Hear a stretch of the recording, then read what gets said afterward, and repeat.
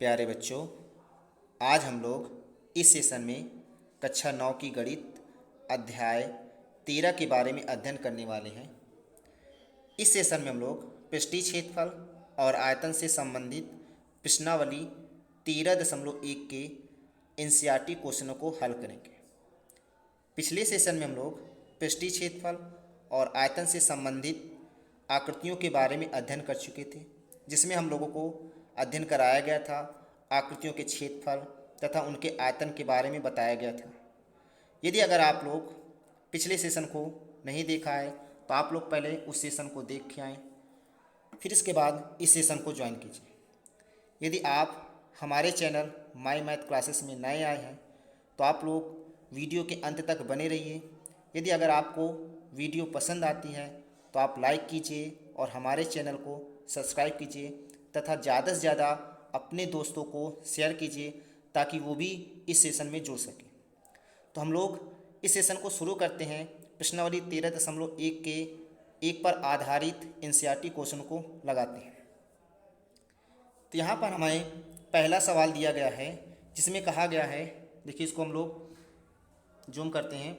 इसमें दिया गया है कि 1.5 मीटर लंबा, 1.25 मीटर चौड़ा और 65 सेंटीमीटर गहरा प्लास्टिक का एक डिब्बा बनाया जाता है। इसे ऊपर से खुला रखना है।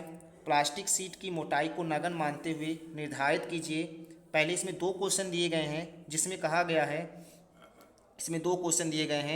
जिसमें कहा गया है कि पहले में कि डिब्बा बनाने के लिए आवश्यक प्लास्टिक शीट का क्षेत्रफल ज्ञात करना है, और दूसरे में कह रहा इस शीट का मूल यदि 1 मीटर स्क्वायर का मूल 20 रुपये है तब हमें निकालना है कि क्षेत्रफल कितना रुपये लेंगे।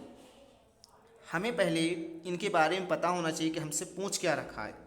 हमने तो आकृतियों का पृष्ठीय क्षेत्रफल पढ़ चुके हैं और आयतन भी पढ़ चुके हैं, लेकिन हमें किस चीज़ का कैसा इसका शेप दिया हुआ है, कैसा आकार दिया, उसी प्रकार हम समझेंगे। तो यहाँ हमें यदि अगर हमें ऐसे आकार दिए होते हैं जिसमें हमें पता हो कि वो लंबाई भी दी हो, चौड़ाई भी दी हो और साथ में ऊंचाई भी दी हो, तो उनका जो आकार होता है वो कैसा होता है, एक प्लास्टिक के डिब्बे के आकार बनाया गया है। तो ये जो तीन अगर विमा दी हैं तो हम ये समझते हैं कि वो घनाभ है। यदि अगर एक विमा दी है तो हम ये समझ लेते हैं कि वो घन है। तो अब यहाँ पर हम एक पहले ये भी देखेंगे कि जितनी हमारी विमा दी गई हैं वो सभी एक यूनिट में है कि नहीं, एक मात्रक में है कि नहीं। अगर मीटर में है तो सभी हमारी लंबाई, चौड़ाई और ऊंचाई भी मीटर में होनी चाहिए। अगर कोई भी मीटर में है या कोई सेंटीमीटर में है तो उसको हम एक यूनिट में बनाएंगे, एक मात्रक में हम बनाएंगे उनको। तो यहाँ पर हमें लंबाई कितनी दी है पहले हम ये लिख लेते हैं। यहाँ पर हमें लंबाई दी गई है, देखिए यहाँ पर अगर हम लिखें यहाँ लंबाई कितनी दी गई है तो यहाँ लिखेंगे लंबाई को हम कैसे प्रदर्शित करते हैं, एल से।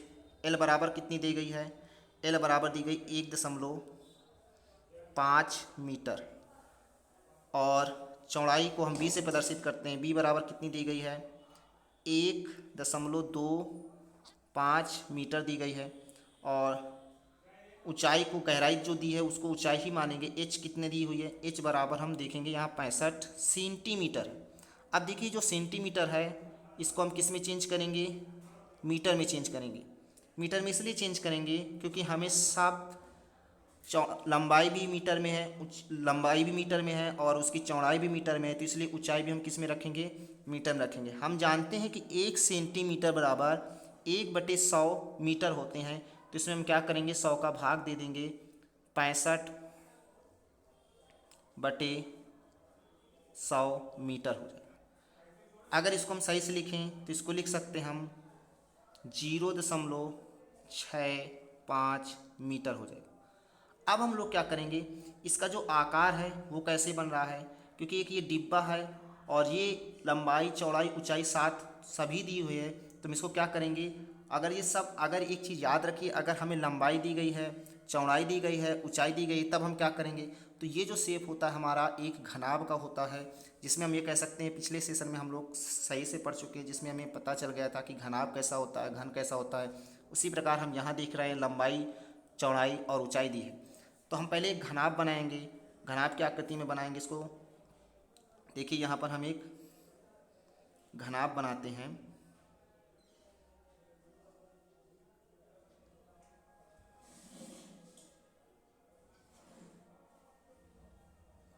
यहाँ पर हम एक घनाभ बना दिए। देखिए ये हमें दो आयत ले लिए जिसमें हम इनको जोड़ देंगे।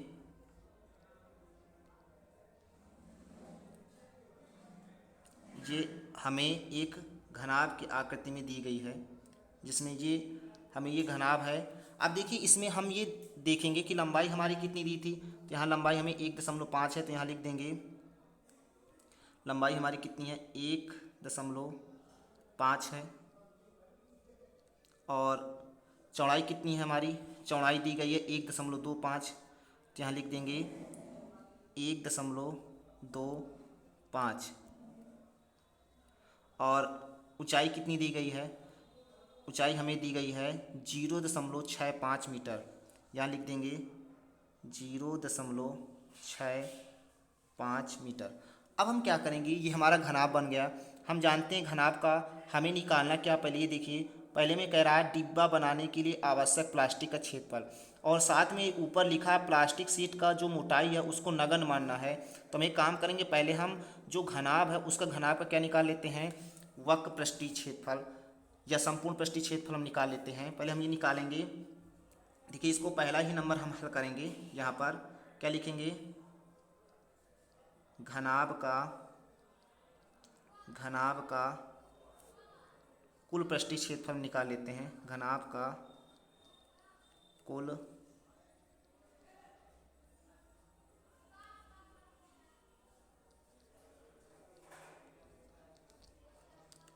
पृष्ठीय क्षेत्रफल, घनाभ का कुल पृष्ठीय क्षेत्रफल हम निकालेंगे।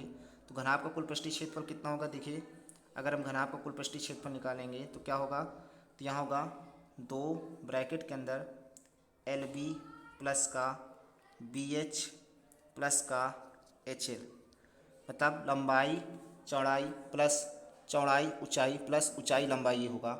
अब यहाँ पर जो जो वैल्यू दी हैं उनको हम रखेंगे। यहाँ 2 ब्रैकेट के अंदर लंबाई हमारी कितनी दी थी, लंबाई हम देख लेंगे लंबाई कितनी दी है। लंबाई हमारी दी है 1.5, चौड़ाई 1.25 है और ऊंचाई 0.65। तो यहाँ लंबाई हमें दी है, लंबाई दी है 1.5 गुणे चौड़ाई दी है 1.25 प्लस फिर हमें दी गई है चौड़ाई 1.25 गुणे ऊंचाई दी है 0.65 और प्लस ऊंचाई हमें दी है 0.65 और लंबाई कितनी दी है, लंबाई हमें दी है 1.5। अब इनको हम गुणा करेंगे, गुणा करके देखिए कितना आ रहा हमें। यहाँ गुणा करेंगे, गुणा करेंगे तो कितना आएगा, 2 ब्रैकेट के अंदर। अब 15 का गुणा करेंगे, 15 पच्चीस 75 की 5 हंसी लगे 7, 15 दूनी 30, 30 में 7 जोड़ोगे 37 की 7 हंसी लगे 3, 15 का नाम 15, 15 में 3 जोड़ेंगे 18। कितने अंक के बाद दशमलव लगाएंगे, 1 2 3, 1 2 3, 3 अंक के बाद दशमलव लगा देंगे प्लस। फिर इसी तरह आगे देखेंगे, आगे इसमें अब गुणा कराएंगे। देखिए इसका गुणा कैसे कराएंगे, एक अलग गुणा करा लेते हैं। 25 की 5 हंसी लगे 2 और 5 दूना 10, 2 12 की 2 हंसी लगे 1 और 5 एक 5, 5 एक 6 और फिर 6 का गुणा करेंगे, 6 पंचे 30 की 0 हंसी लगे 3, 6 दूना 12, 12 में 3 जोड़ेंगे तो कितना होगा 15 की 5 हंसी लगे 1, 6 कलम 6 एक 7। इनको जोड़ लेंगे कितना होता है 5 2 6 5 11 और 7 एक 8।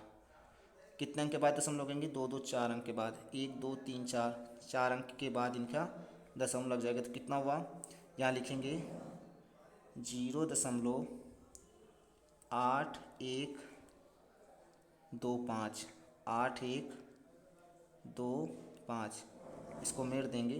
देखिए 8125 हो गया। इसके बाद फिर इसका गुणा कराएंगे,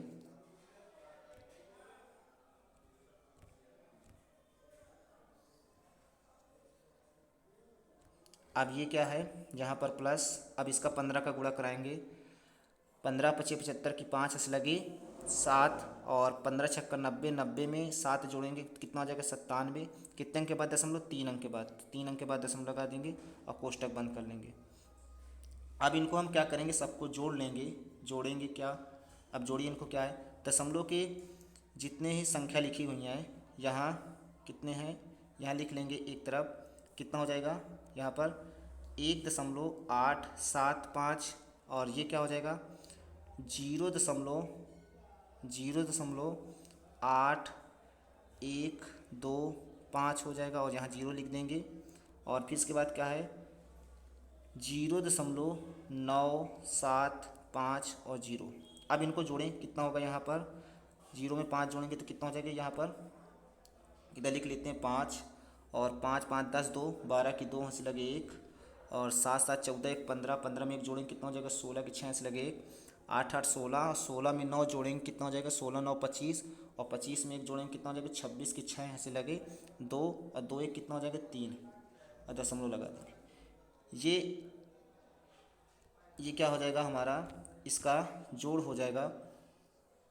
अब आगे हम लोग इसको जोड़ते, इसका गुणा कराते हैं। गुणा कराने पर कितना आएगा, देखिए 2 पंचे 10 की 0 हंस लगे 1, 2 दूना 4 1 5, 2 छंग 12, 2 छंग 12 1 13 की 3 हंस लगे 1, 2 त्याही 6 1 7। ये हमारा 7.325 है। कितना है हमारा 7.325। इसको आगे लिख सकते हैं, इतना हमारा मीटर स्क्वायर आया। ये क्या है, घनाभ का कुल पृष्ठीय क्षेत्रफल है। अगर हम देखें तो घनाभ का कुल पृष्ठीय क्षेत्रफल कितना है 7.3250 मीटर स्क्वायर है। यदि अगर हम इसमें क्या कहा है कि यदि अगर आप इसमें ऊपर लिखा मोटाई को नगन मानना, यदि अगर मोटाई को नगन मानते हैं तो देखिए, अगर हम मोटाई को नगन मानते हैं तो किसको किसको छोड़ देंगे, चौड़ाई को छोड़ देंगे, क्योंकि उसको मोटाई हो गई, तो चौड़ाई को छोड़ देंगे तो बच्चा कौन हमारे पास। अगर हम मोटाई को, ये देखिए इसमें कह रहा है कि मोटाई को नगन माना, तो ये जो मोटी हुई है इसको मोटाई को नगन माना, तो हम ऊंचाई को छोड़े दे रहे हैं, तो लंबाई चौड़ाई बचेगी, तो लंबाई चौड़ाई का गुणा करा के इससे क्या कर देंगे, घटा देंगे। देखिए इसमें क्या हो जाएगा, अगर हम इसको घटाएंगे तो देखिए इसमें क्या होगा, यहाँ लिखेंगे, क्या लिखेंगे, यहाँ पर लिखेंगे नंबर 1 करके, डिब्बा,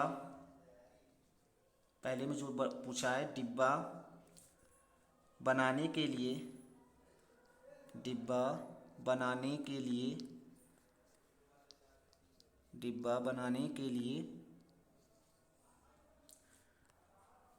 आवश्यक प्लास्टिक शीट का क्षेत्रफल, आवश्यक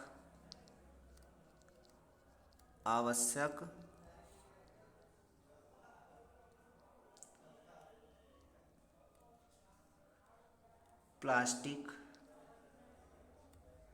शीट का क्षेत्रफल, शीट का क्षेत्रफल। अब जब इसको लिखेंगे तो हमारा जो वक्रपृष्ठीय निकला है, तो वक्रपृष्ठीय कितना निकला हमारा, तो यहाँ लिखेंगे वक्रपृष्ठीय जो हमारा निकला है, कितना निकला है 7 दशमलव, कितना निकला था 7.325, जीरो को हटा देंगे, 7.325 माइनस, जो चौड़ाई को नगन मानना है तो हम यहाँ लिखेंगे लंबाई गुणे चौड़ाई, जो मोटाई हमारी नगन है उसको हम हटा देंगे। अब इसको गुणा करके इससे घटा दीजिए, जितना आएगा वही हमारा आंसर हो जाएगा, माइनस लंबाई कितनी थी हमारी, लंबाई शायद हमारी थी 1.5, चौड़ाई कितनी थी, चौड़ाई हमारी थी 1.25। अब इनका गुणा करा के इनसे घटा देंगे तो कितना आएगा हमारा 7.325 माइनस 15 पचे 75 की 5 से लगे 7, 15 दूनी 30 में 7 जोड़ेंगे 37 के 7 से लगे 3, 15 करना 15 3 18, 1 2 3 अंक के बाद दशमलव लगा देंगे, और इसको इससे घटाएंगे तो कितना आएगा,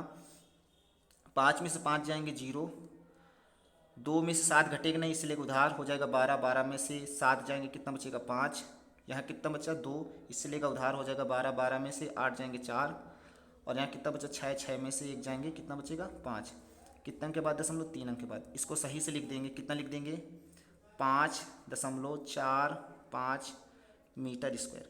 ये हमारा पहले का आंसर है। क्या है हमारा, ये जो दिया गया है ये हमारा पहले का आंसर है, डिब्बा बनाने के लिए आवश्यक प्लास्टिक शीट का क्षेत्रफल। अब दूसरे में कह रहा है यदि अगर शीट का मूल्य 1 रुपये मीटर स्क्वायर, शीट का मूल्य कितना है 20 रुपये है, तो हमने कितना निकाला है 5.45 मीटर स्क्वायर का क्षेत्रफल निकालना है, उसका कितना खर्च आएगा। तो दूसरे में जो दिया गया है, दूसरे में क्या दिया गया है, दूसरे में पूछा है इसमें कह रहा है कि 1 मीटर स्क्वायर का खर्च, 1 मीटर स्क्वायर का खर्च कितना ले रहा है? 1 मीटर स्क्वायर सीट का खर्च है। 1 metre square, 1 metre square seat का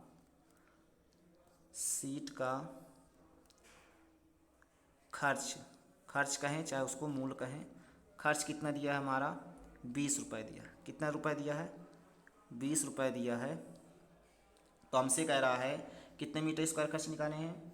5.45 मीटर स्क्वायर, इतना की तो निकालना है। 5.45 मीटर स्क्वायर सीट का खर्च कितना आ जाएगा? इसका इसमें हम गुणा करा देंगे, तो गुणा कराएंगे कितना आ जाएगा? 5.45 गुणे 20, गुणा कराइए। 2 पंचे 10 की जीरो हंस लगे, 2 पंचे 10 की जीरो हंस लगे, 1 2 चौको 8 1 9 और 2 पंचे 10 और 1 जीरो बढ़ा देंगे। कितने अंक के बाद दशमलव लगेगा? 1 2, 2 अंक के बाद दशमलव लग जाएगा। तो हमारा कितना आ गया? 109 रुपये आ गया। कितना आ गया? 109 रुपये। ये हमारा पहले का आंसर हो गया। अब हम लोग दूसरे प्रश्न पे चलेंगे। अब इसमें प्रश्न कह रहा है कि एक कमरे की लंबाई, चौड़ाई और ऊंचाई क्रमशः दी गई है 5 मीटर, 4 मीटर और 3 मीटर। अब इसमें हम देख रहे हैं कि सभी लंबाई, चौड़ाई, ऊंचाई की जो मात्रक हैं वो सभी समान है, तो हमें चेंज करने की जरूरत ही नहीं है। फिर आगे कह रहा है कि 7.50 प्रति मीटर स्क्वायर की दर से इस कमरे की दीवारों और छत पर सफेदी कराने का व्यय ज्ञात कीजिए। तो हमें सबसे पहले क्या निकालना है? हम क्या करेंगे, इसमें जो दिया गया है, पहली बात तो हम चारों दीवारों का क्षेत्रफल निकालेंगे क्योंकि कमरे की दीवारों को निकालना है। फिर ऊपर जो छत है, छत में क्या हो गया? लंबाई और चौड़ाई हो गए, उसको जोड़ देंगे। फिर वो हमारा क्या निकल आएगा? क्षेत्रफल निकल आएगा। फिर उसके बाद जितना आएगा उसमें हम 7.50 क्या करा देंगे? गुणा करा देंगे। तो हम सबसे पहले इसमें क्या करते हैं, एक हम यहाँ घनाभ फिर से बनाते हैं। देखिए यहाँ हम घनाभ जब फिर से बनाएंगे तो ये मान लेते हैं कमरा हो गया, और इसके बाद जो भी इसमें छत है वो क्या है, उसको हम खुले रखते हैं, उसको बंद कर देंगे तो फिर वो एक पूरा कमरा बन जाएगा। अब इसमें कह रहा है छत की भी निकालना है, तो इसलिए छत की निकालने के लिए हम इसमें दिया क्या क्या है? लंबाई कितनी? 5 है, तो यहाँ लिखेंगे लंबाई कितनी हमारी? लंबाई दी है 5 मीटर और चौड़ाई कितनी दी है? 4 मीटर दी है, तो यहाँ लिखेंगे चौड़ाई हमारी 4 मीटर है। ऊंचाई कितनी दी है? ऊंचाई हमारी दी हुई है 3 मीटर। ऊंचाई हमारी दी हुई है 3 मीटर। अब हम सबसे पहले क्या करते हैं, कमरों का क्षेत्रफल निकालते हैं। तो हमें पता है कमरों का क्षेत्रफल क्या होता है, पहले यहाँ लिख लेंगे। यहाँ एल बराबर कितना दिया है? एल बराबर दिया हुआ है 5 मीटर दिया हुआ है, कामा बी बराबर दिया हुआ है 4 मीटर दिया गया है,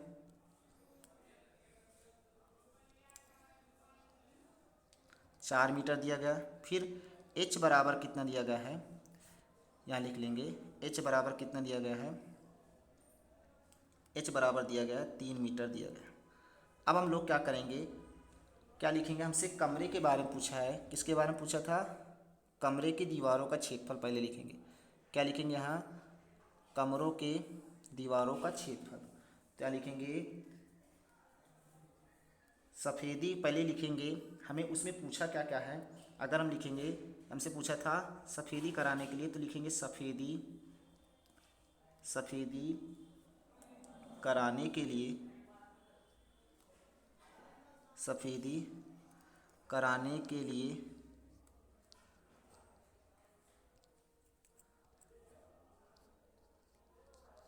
सफ़ेदी कराने के लिए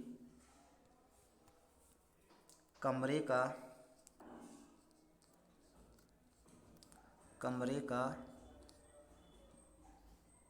क्षेत्रफल।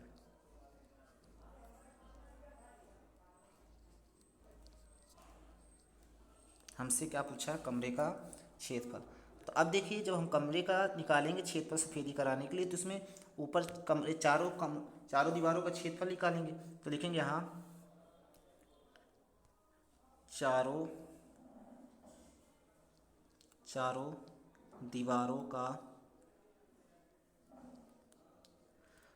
दीवारों का क्षेत्रफल प्लस, और क्या इसमें क्या जोड़ रखा है, छत। तो छत का क्षेत्रफल लिखेंगे, छत का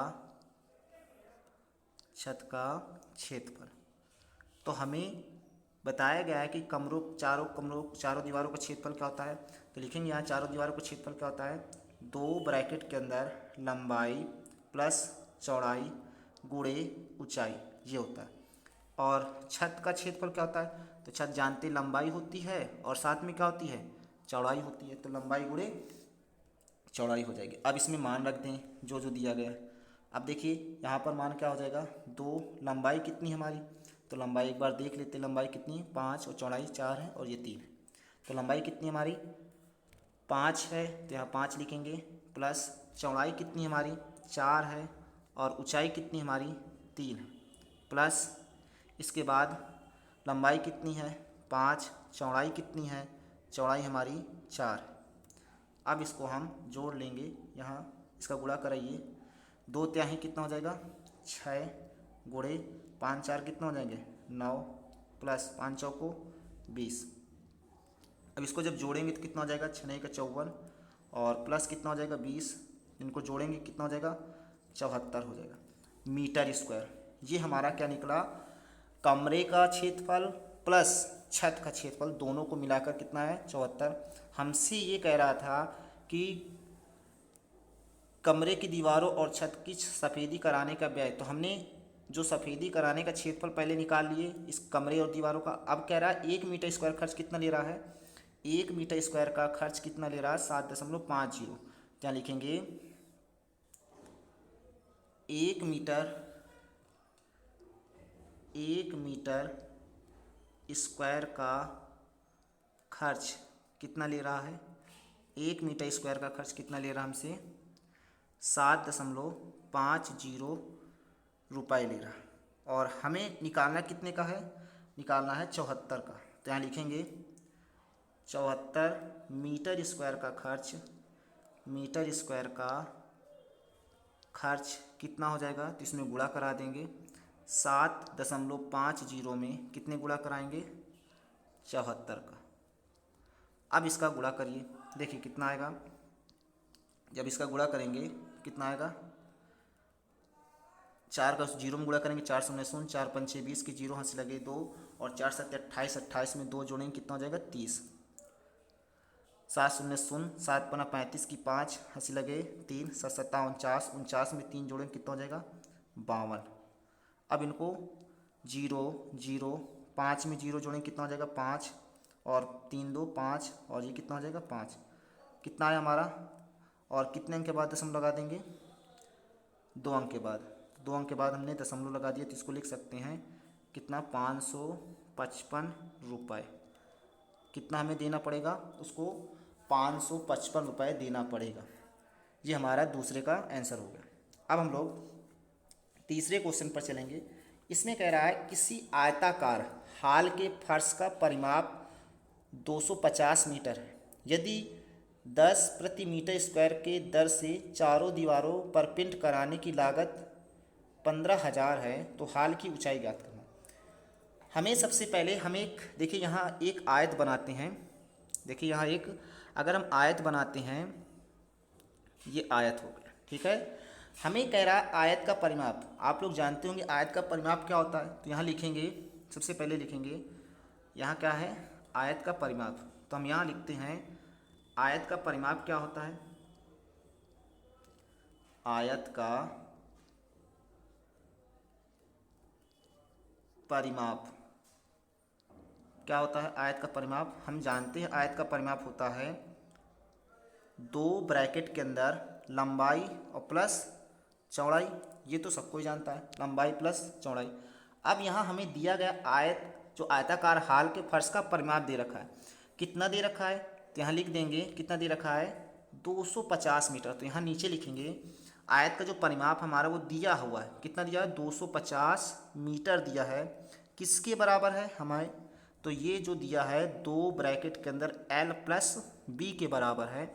अगर हम इसको काट दें तो देखिए, अभी इसको इतना ही लिखा रहने दीजिए। आगे आपके सवाल में कह रहा है कि यदि 10 प्रति मीटर स्क्वायर की दर से चारों दीवारों को पेंट कराने में लागत कितनी लगती है, 15,000 लगती है, तो इस हाल की ऊंचाई क्या होगी। हम ये जानते हैं कि जो हाल की ऊंचाई पूछ रहा है वो क्या है, हमसे इसमें कह रखा है कि यदि अगर हम 10 मीटर स्क्वायर का जो खर्च है, 10 मीटर स्क्वायर का खर्च कितने रुपए लेता है, 15,000 रुपये लेता है।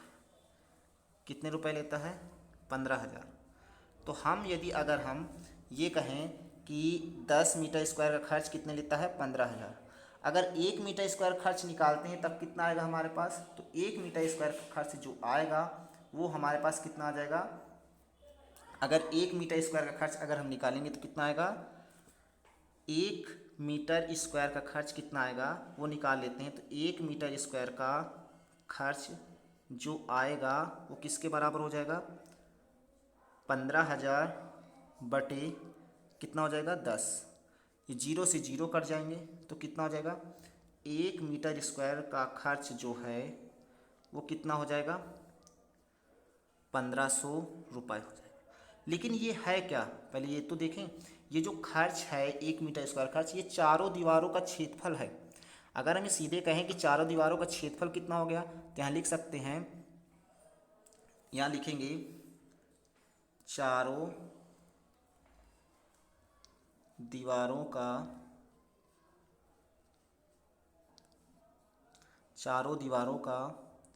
क्षेत्रफल कितना होगा, तो हमें दे रखा है कितना, 1500। तो ये हमें 1500 दिया है। यदि अगर हम कहें चारों दीवारों का क्षेत्रफल का फार्मूला क्या होता है, तो यहाँ लिख सकते हैं चारों दीवारों का क्षेत्रफल का फार्मूला क्या होता है। तो हम जानते हैं चारों दीवारों का क्षेत्रफल का फार्मूला क्या होता है, चारों दीवारों का क्षेत्रफल क्या होता है, 2 ब्रैकेट के अंदर लंबाई प्लस चौड़ाई और गुणे क्या होता है, ऊंचाई। यहाँ हमें जो चारों दीवारों का क्षेत्रफल दे रखा है वो कितना दे रखा है, वो हमें दे रखा है 1500 बराबर, और हमने इसको इसके बारे में पढ़ चुका है, 2 ब्रैकेट के अंदर L प्लस B कहाँ पढ़ा है, देखिए यहाँ पढ़ चुके हैं। ये यहाँ दिया है 2 ब्रैकेट के अंदर L प्लस B की जगह पर कितना लिखते हैं, 250 मीटर लिख सकते हैं। तो यहाँ लिख देंगे, कितना लिखेंगे, 250 मीटर गुणे हमें ऊंचाई कितनी दे रखी है, ऊंचाई हमें निकालना है, इसमें ऊंचाई हमें निकालना पड़ेगा यहाँ से। तो क्या करेंगे, यहाँ 1500 बटे कितना हो जाएगा हमारे पास, 1500 बटे 250 किसके बराबर हो जाएगा, h के। अब इनको काटते हैं, देखिए इसके h के बराबर हो जाएगा, इसको काटिए, 0 से 0 कट जाएंगे। अगर इसको 25 से काटेंगे, 25 से करना, 25 25 छक्के 150 हो जाएंगे। तो h बराबर कितना आ जाएगा, तो h बराबर हमारा आ जाएगा 6 मीटर। हमसे ऊंचाई पूछी थी तो ये हमारी ऊंचाई होगी। आज हम लोग 3 ही सवाल करेंगे, फिर इसके बाद आने वाले सेशन में शेष बचे सवालों को हल करेंगे। यदि अगर आपको वीडियो अच्छी हो तो आप लोग चैनल को सब्सक्राइब कीजिए और इस वीडियो को लाइक कीजिए, ज़्यादा से ज़्यादा अपने दोस्तों तक शेयर कीजिए। धन्यवाद।